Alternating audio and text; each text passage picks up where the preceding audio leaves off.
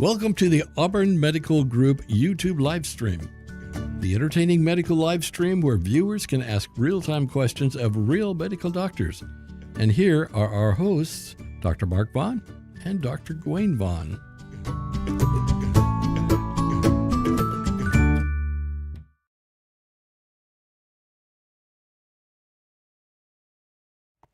Welcome to the Auburn Medical Group live stream with Dr. Mark Vaughn and Dr. Gawain Vaughn. Both together for the first time in 2 weeks on video, on YouTube. That's right. Yeah, because we had that one last week, remember? Where you could see the top of my head? I watched it. I watched it after the fact, otherwise I would have warned you. And none of the viewers, I was working all day that day. Even though we had chat, nobody mentioned that the screen was like this much. Yeah, you could see like this little... Right here, I was adjusting the camera for when I was playing guitar. Do you still have that up, or did you? I have it all fixed. Oh, okay. Oh yeah, it's up right now. Yeah, and it looks good. It doesn't look good. It's still just that little lash. It's just this little. But I have a little link right to the song because we did a song last week. There was for those of you who are coming here for a discussion about 8 tips to avoid being a difficult patient and get the most out of your next doctor visit. Hey, you're in the right spot. We're going to be talking about that. We're going to have a live chat discussion that will be on this. Oh my goodness, look at all the live chat we already have. Starting. Wow. Okay, so showing up. That's what we What's appreciate. up, Lindsay? What is up? Which way is up? Koro, person raising hand, thumbs up. That's and a rose. Thank you, Koro. And a lol, lots of love. That's nice. Lots of love. Thumbs up, viewers. Thank you, Koro. That is thumbs up. Your emojis. So this is a live show, so it is really oriented to the people watching it as we're doing it, although you're welcome to watch it after the fact. If you don't like that we're talking to our viewers while we're doing it and taking up time before getting to 8 tips to avoid being a difficult patient, get the most out of your next doctor's visit out of Healthline, skip ahead. Yeah. Till you see a screen that looks like a browser, because I'll actually bring up the browser for the article. Yeah. The website is called Healthline.com. Well, here, I'll show you. It's called Healthline.com. You can see. There it is. That's what it looks like. Look at that. Well, you can also see the chat on the side with Judy. Awesome. Judy Luce over here saying, hi from Virginia. Yes, hi, Judy. Thank you. Hi back to Virginia. So that is what we're going to be talking about on this show today. Excellent. This is a good one because... We've done it before. Under another title. We have talked about this before, but it's a good one to reiterate because sometimes it doesn't go well, and I want you to walk out of the office with me having good feelings about you, right? We totally are making it sound like doctors don't enjoy their job or their patients. Yeah, we really do, and it is the rare exception that we. You really do not, or you really do. Really enjoy my job. Okay. It's just that the 10 to 15% can really cloud your memory of how the day went. Yeah, you can have like a perfect day, like 10 great patients in a row, then you have that one patient that's really like toward the end of the day. And you're like, oh, this was a horrible day. and you're regretting it through all the morning and first of the afternoon because you saw their name on the schedule and you're like, I have to deal with that person. It's rare. No, we don't feel that way about anyone. No. So it's estimated, I saw this somewhere, maybe it's in this, was it in here? That it's about 15% of patients that doctors consider difficult. Okay. I don't know where I got the figure. I think it might be in the article. Okay. And there's a link for you too in the description, so if you want to see that. So you can read and know how to avoid being a difficult patient and get the most out of your next doctor visit. You want it to be a collaborative process where we come together. Patient we're a team. And doctor or our PA or our nurse practitioner. Tackling your health. And we're on the same team working. We truly are. We're on the same team. On this problem, whatever it is. That's one thing. Like with your health. I don't even know if that's in here, but whether like it be a disease when it feels like you're an insurance competing? company. We're not competing. No, we're on the same team. We're working for you. We're here for you. Which reminds me of those patients, I guess that comes up under non-compliance, but I'll bring it up now. That's a big word. Meaning not using the medicine or eating the diet or doing the exercise or getting the rest or the sleep or snorting the meth, whatever it is that we're advising you do or don't do. That. Yeah. Yeah. It's hard. I have had this experience, and I'm sure you have too, where you have a patient who, I don't want to rip on patients. Oh, we love patients. We don't. But that 15%. So when I saw that 15% figure, I thought, okay, am I just like really old and grumpy, and my percentage is too high? And I thought, oh no, okay, good. I'm not. 15% is like what everybody else is saying. It is Mine's for like so-called 2%. difficult patients. Yeah, yours is 2%. Yeah, very rare day where you are just such an easygoing guy that I don't. Yeah, and here's the thing. This bugs me, but almost none of the difficult patients would ever, I don't think, would ever say, yeah, he's talking that's about me. me. Which is awful, because now all that 85% of patients we love, we totally enjoy, now they're wondering if that's them. Is that me? Yeah. Yeah, that's the thing. If you're wondering, is that me? It's not you. It's probably not you. Yeah, because it is people where they say, "Oh, I'm so sorry, I'm such a difficult patient." Those are usually the people Those are where usually I'm great. Like, Yeah, no, they're fine. We're working great together here. It's just a hard situation. You just have difficult medical problems. Yeah. You're not difficult. You just have a lot of very Which is why we're here. involved medical issues.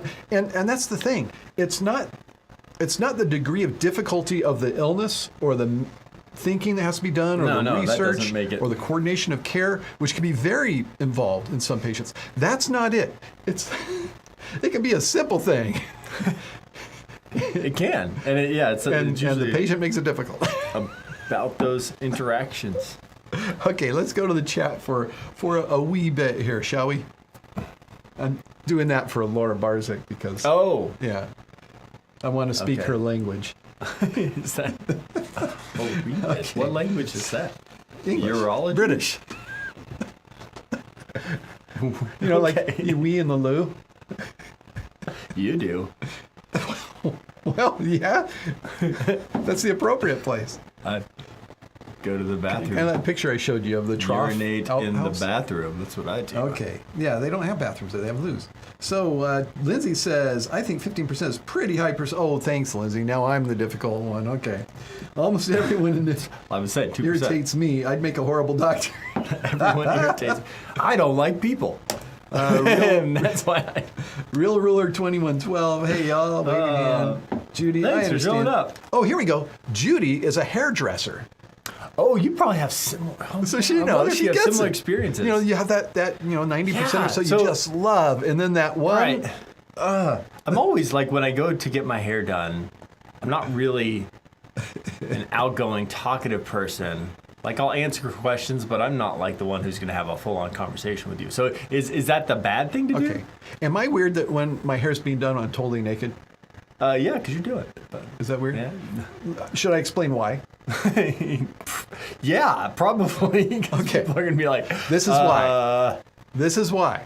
Because when You do it yourself. So it falls off. when then I you shower. because that hair gets on me.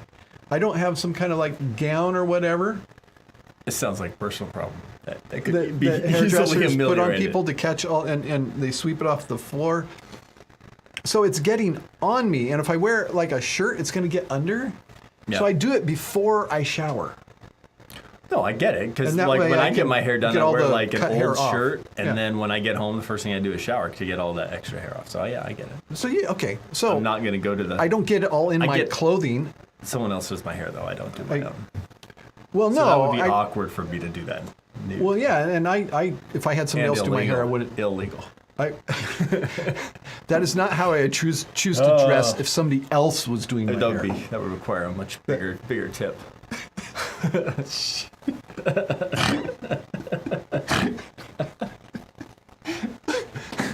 This is live. We're some. Stop it. Anyway, Stop. yeah. Just the tip. Okay, so we So, also have yeah. Real Ruler saying that he gets it. People Get it. and, I and, get it. and Lindsay's having a conversation with him. Judy, honestly, I am more of a Yeah, you hear the psychologist. problems. I am more of a psychologist. Oh, because Yeah, she's the hairdresser. She's hearing all the Got all it. the problems. Either a and hairdresser or a everybody's- bartender or what. You know Doctor. who's aunts having issues and they're having issues with their kids. Unless they don't show up or they show up late. Or if you're me, where I just say, yeah, okay. Lindsay likes I my don't really go into detail. Sorry. Just cut my hair, please. I just want this to be over with. Wouldn't that be awful if I got my hair done by somebody else and I forgot how normal society behaves? Oh, yeah. What? People usually wear clothes for this. Oh. Okay, this is the part of the show where we jump into the topic. So That's what we're here. if you look at the browser, oh, look, they can see the chat. There it is. Hey, there's all the chat. They can see all the chat.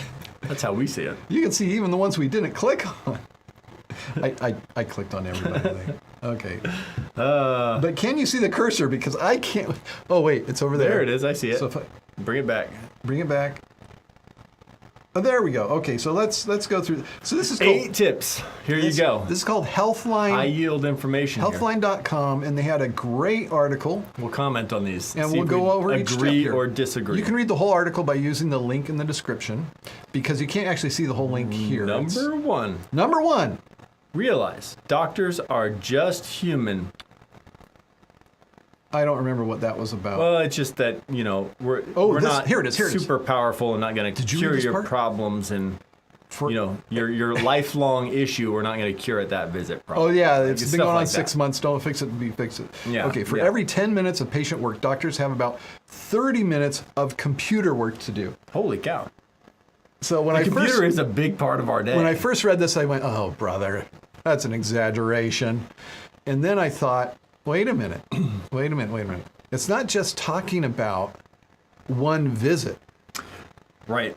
It's talking about what I'm doing otherwise on the computer. All of those things when the patient's not in the office, and I'm still doing stuff on the computer related to their ongoing care, like Follow up on continuation tests. of care."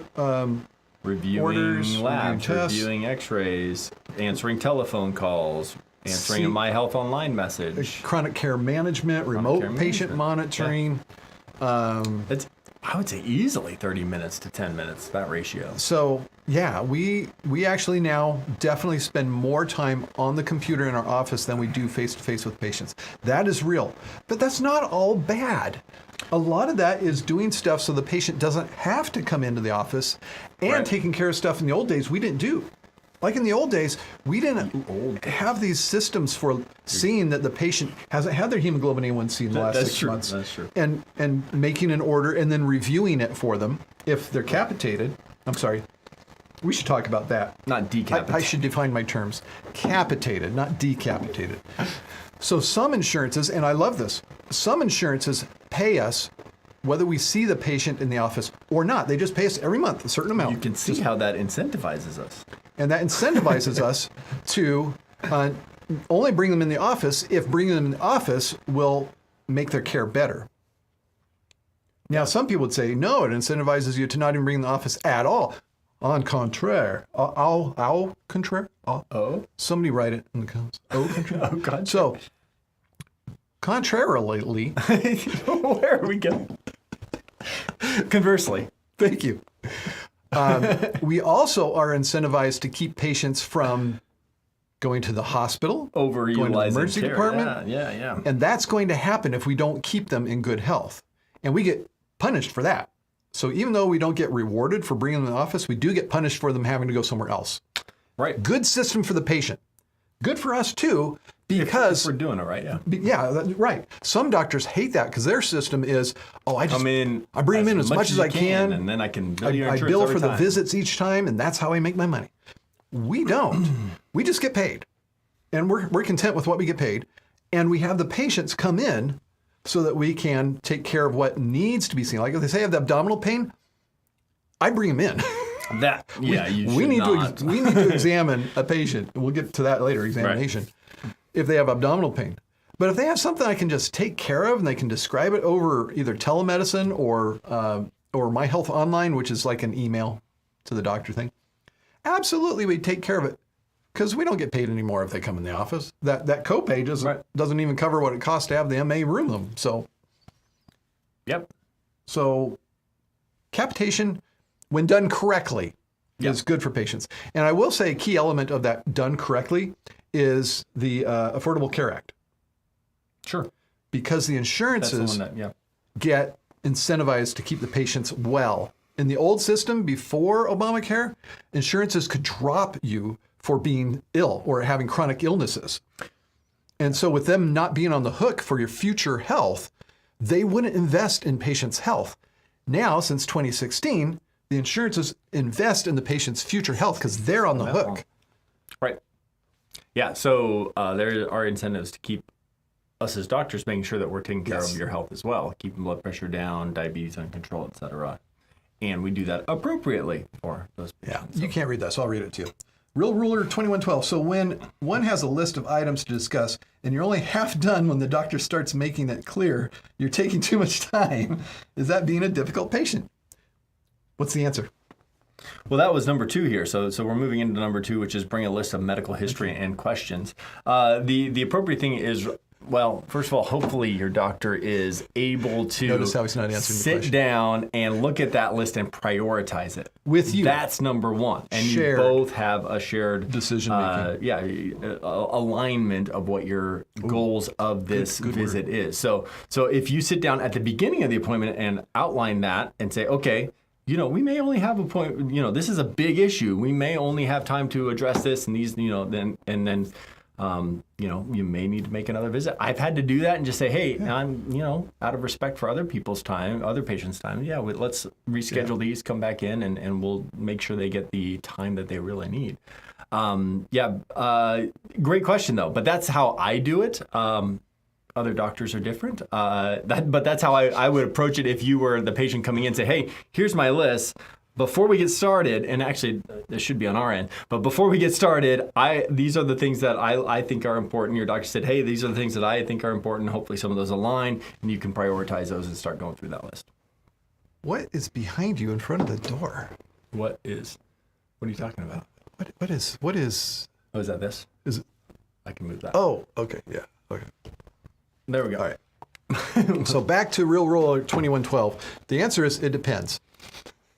If Did I answer the question? What was it? If it's in 5 minutes and you're out the door, you're not going to get a lot done. Yeah, if your doctor is running through what did our PA say the other day? 30 to 40 patients in a half day. You're not. How do you do that? I don't even know. I don't know how to do that as a doctor. That was primary care? Yeah, I'm pretty sure she was saying that. Maybe it's time to look for somebody who prioritizes your care a little differently. But you do need to make sure that those things align. Yeah, if a doctor is seeing a new patient every 5 minutes, you're not going to be able to get through that list in 5 minutes. No. That's why we do medicine a little differently. Yeah, and I would never put out the promise we're going to take care of everything you can come up with in a single visit. Hopefully we will, and oftentimes we do. But let's not have that be the expectation. Let's go over the list together, and because there may be something in there that seems simple on the surface, and then we find out, there's this going on, and that helps avoid the thing that we don't like, which I don't even know if this is in the list, but by the way, when we're walking out the door and you say, by the way, I have one more problem, and it's usually you're out the door at that point. We're done. We're moving on. We want to. Don't. But that putting the list at the beginning helps prevent that. So by the way, that aggravates most of us. That truly is a sin. That is. As you can see, it aggravates us. Yeah. By the way. Now, if you sincerely just really did forget and it is something important, that's one thing. But know that that will aggravate the way it's most happening. Doctors. That's not cool. Because we've pretty much already moved on. Let us speak on behalf of all the doctors of the world. That's not cool. That's difficult. Okay. Please don't do that. Real Ruler also says, I guarantee you 100% no doubt that my doctor does not use a computer for even half the amount of time patients are in. Okay, so he knows. He knows how much time they're spending. So it's not a 30-10 ratio there. All right, moving back to the list. We talked about the list. Okay. Yeah, bring in your medications, know your past medical history, bring in your list. A good primary care will have most of that stuff, and you just kind of quickly, your past medical history and medications, they'll review that. So, Number three, make small talk quick, which is exactly what we do not do on this show. Sorry, we're breaking our own rule. Yes, I know it because I see in the comments for the shows, it often says something, derogatory about us. Yeah, I don't like all the talking in front of, or all the joking around. Why aren't you serious? I can't take this. Yeah. Quit joking around. Bunch of, Ebenezer Scrooge type comments. Okay. They're watching the wrong show. Sorry, we like having fun. Yeah. So appropriate in a YouTube channel. However, what? I have a new motto. Uh-oh.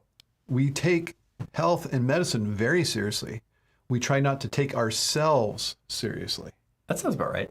Yeah. That should be our little disclaimer. Is that what we would call it?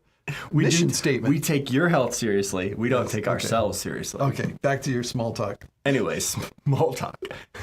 Well, very good on a YouTube show. Not the greatest. It's good to catch up and know your patients. It's great to know your doctor. And I appreciate when, patients ask me small things. But yes, it should not take up half the visit. It doesn't say no small talk. It says make small it talk quick. Yeah. And that is a good way to build rapport. Small talk and knowing about your doctor's life and knowing about your patient's life, conversely, patient, but is a great way to build a relationship. So it is a good thing, but it should not take up the whole time.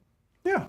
So okay. One or two questions, and then let's get into. I will highlight something here. Supposedly, this is University of Chicago, Johns Hopkins University, Imperial College of London. I'll put this up here so they can see what it says. I don't know if you that might be too small, but if primary care doctors followed national recommendation guidelines for preventive care, chronic disease care, and acute care, it would take them 26.7 hours per day to see an average number of patients. How in the world does it make a statement like that? How do you do that? Okay, here's how. First of all, it's talking about all the guidelines. That's one thing. And the other thing it's talking about is average number of patients. What does that mean? Which is why we don't see an average number of patients. No. We see, what, 2/3? Less than that? Half? Yeah. Somewhere around there. Yeah. Of a normal, what we used to see in other offices before we made our own and made up the rules ourselves so that we can take care of patients. So that would knock us down to probably 18 hours? Yeah, 16 hours maybe. 18 hours a day. We're getting it all done. Yeah. I don't know if this takes that into account, but utilizing PAs, nurse practitioners, is probably a great way to help that out because they are there to help extend our care and take some of that burden off of us to do physicals or those same-day appointments, and that is very helpful. So PAs, nurse practitioners, thank you for what you do, and if that you is a big part of how we do it. Yeah, if you go into your doctor's office and aren't seeing your doctor but seeing a PA, know that is okay, and they are helping relieve some of that burden on doctors. Okay. So next. That's number 3. That was number 3. Small talk. Number 4, coming in at number 4. Report your symptoms, not suspected diagnoses. Please. So when a patient comes in and says, don't tell me what you have. Because that distracts us from thinking from the actual broadly and including everything, and we're already focused in on, okay, this pain in the abdomen is a urinary related pain, not could it be something vascular, else? not GI. Yeah. Something that could be really bad. UTI, doc. So please let us. Is it a UTI? Let us go over all the symptoms. We should not be distracted. We should have the ability to go backwards and say, okay, wait a minute, we're not committing to a particular body system yet. Yes. But it is very easy when the patient's kind of insistent that, I know my body, I know what this is. Really, how many times have you had a AAA before? It's to know that that's what this is. Right. Instead of your diverticulitis. And I know how that sounds to somebody who says, but I've had this before. But we've had patients say exactly that, and they had something devastating. Different. Yeah. And we always pat ourselves on the back when we catch something like that. Right. Because you have to go against somebody who, they know their body, they know their experience, but they don't know what they haven't experienced yet. Yeah. Right. Or how it can feel just like. So what does that mean? Symptoms versus diagnoses. So symptoms are things you're feeling. So like, I've got abdominal pain, not I've got acid reflux. So, like, what would be another diagnosis versus a symptom? I've got knee pain versus arthritis. UTI, not dysuria. burning with when I your pee, or back pain. Back pain. We've had I've that. got back pain. My Back pain kidney hurts. Yes. Usually not. But Yeah. They point to their back. It's most often not the kidney when somebody says Could my be, kidney hurts. but Oh, my spleen. I hate it when that happens. All right. We have comments, by the way. Yeah. Real Ruler is over here saying, I wish I lived in California. You guys would be great family doctors. Wouldn't that be something if we were in California? If only. Hey, that's where we are. No, he says, or he, she. I don't know. Wish they live in California. Oh, wish I live. Oh, yeah. Sorry. Because they know I we're in misread it. California. And Laura Barzyk, unless you find out the reason you're seeing the PA or NP is because your doctor's license was suspended. Oh, yeah. If that's if our license was if your suspended, license is suspended, we're not you supervising can't oversee. somebody. I was just going to say, you can't oversee a PA or nurse practitioner if your license is suspended. We wouldn't be able to do that. Yeah. But doctor, I looked it up online, and this is exactly what the internet told me it was. Yes, that's right. Okay, next. I love when they come in, patients come in with like that Google diagnosis, and it's the thing that you've never seen in your life. You're like, that's probably what it is. Allow yourself to be examined. What do you think about that? I'm here, examine me. Smells like you didn't put on deodorant. That's what my exam comes up with. No, you're fine. I was joking. He smells beautiful. It's all that butter. Okay, avoid confrontation and threatening behavior. You would think this is pretty obvious. Avoid confrontation and threatening behavior. I don't know that the people who do this know that that's a problem. I don't think telling them this will get through to the people who do it. To actually do that, they don't. I find that the confrontation, threatening behavior, there's usually an underlying either personality disorder or psychological issue that usually makes them more prone to that sort of thing. And I mean, we're very well versed in de-escalating and bringing down. There's different kinds of threats. But I don't think telling somebody that is going to be, because they don't know. I don't think the insight's there to know that you're being It's that strange to think that relationship is salvageable, but it's funny how a well-worded letter can result in an apology and a great relationship going forward, what we call service recovery. Yeah. And we're trained in that. And it is beautiful when it happens to be able to move on. Yeah. And the patient realizes they crossed a line and has been told, we can't do that here. We can't have a doctor-patient relationship in that kind of environment. So sure. And I will add on to that. It's not just your doctor. Our PAs, our nurse practitioners, and especially the MAs, front desk and MAs. Front desk. Anyone you interact with. They are us. So anything you do to them, you're doing to us. Yes. And we have their back. We have their back. They are, our employees. So we need to make sure that their working environment is safe. At the same time, they are good to the patients. Yeah. If somebody was not the absolute best with patients, they're out of here. Yeah. Yeah, for sure. Patients, absolutely. So it goes both ways. We listen to our patients, for their feedback. And yes, absolutely. And you can tell because we've got all those different surveys and things that are giving us the feedback. We go over that as a group when we have our meetings as staff so that we are making sure that we're doing all we can to continually improve the patient care process. And all we're doing is just following the recommendations that are out there for all doctors' offices. This is not something unique to our office. Okay, so enough about the threatening behavior. And then number 7 is comply with treatment. Since 40 to 50% of people are prescribed medications for conditions like diabetes and hypertension, don't take the medicine. I don't know if I appreciate the way that is worded, because it makes it sound like we're just putting forth things and you need to follow our orders no matter what. Because that's not the way it is. Yeah, if we go back a little, that whole list thing and coming up with a treatment thing and the shared decision making, hopefully you and your doctor have worked together to come up with a treatment plan that, shared decision. that, is good for both of you. And, we do have our priorities, and our priority is your health. Our priority is getting your blood pressure under control. And even though you know your body and your blood pressure always runs 160, but we know Until it that gives you a stroke. Yeah, exactly. We know that uncontrolled blood pressure over time eventually is a ticking time bomb. So, I comply. That's kind of a strong word, but adhere maybe is a better one.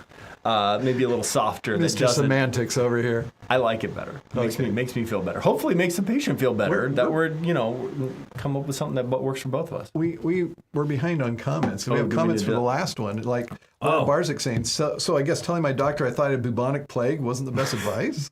And then Lindsay saying that imagine threatening someone who might potentially save your life. Thank you.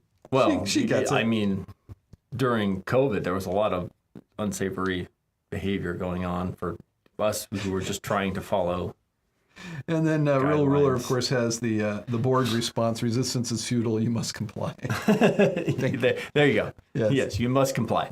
Maybe that's why. Maybe that's in the back of my head. I'm thinking about that. You're thinking of the Borg. I'm thinking of the Borg. Okay, and then number 8.